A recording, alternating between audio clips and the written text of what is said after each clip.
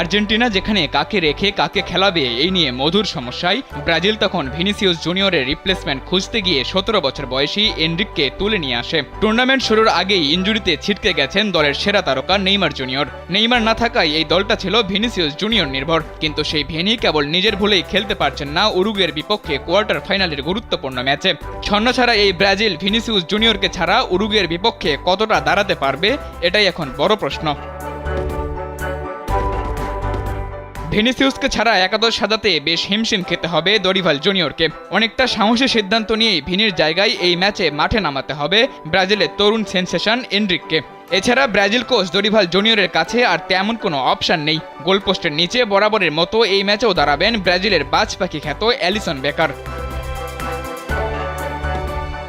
4-2-3-1 ফরমেশনে খেলানো Dorival junior এই ম্যাচে ডিফেন্স লাইনে রাখবেন মার্কুইনহোস, ড্যানিলো ও মিলিটাও। আগের ম্যাচের একাদশ থেকে বাদ পড়বেন ওয়েডনেল, তার জায়গায় দলে ঢুকে যেতে পারেন অ্যারেনা। মিডফিল্ডে দুর্দান্ত পারফর্ম করা গুয়েমারেজ এবং গোমেজ থাকবেন এই ম্যাচের একাদশেও। সাম্প্রতিক সময়ে এই দুই মিডফিল্ডার দলের জন্য নিবেদিত প্রাণ, তাদের পারফরম্যান্স এমনটাই বলে। তবে দরিভাল জুনিয়রকে সব থেকে বেগ পোহাতে হবে অ্যাটাকিং লাইন সাজাতে, কারণটা খুবই অনুমিত।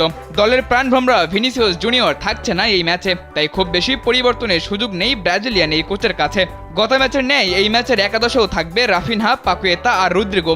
ভিনিসিয়াস জুনিয়রের জায়গায় কিছুটা সাহসী সিদ্ধান্ত নিয়ে এই ম্যাচে 17 বছর বয়সী এনরিকি হতে পারে শেষ ভরসা।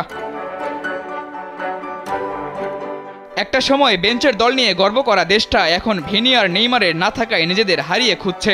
দলের সেরা দুই তারকার এখন আর কোনো রিপ্লেসমেন্ট নেই ব্রাজিলের দরিভাল জুনিয়রের কাছে। কোপা আমেরিকার 9 বারের চ্যাম্পিয়ন ব্রাজিল এবারের কোপায় নেই নিজেদের চেনা ছন্দে। তার উপর দলের সেরা তারকা না থাকার ধাক্কায় কোয়ার্টারে থেমে যেতে পারে ব্রাজিলের কোপা আমেরিকার যাত্রা।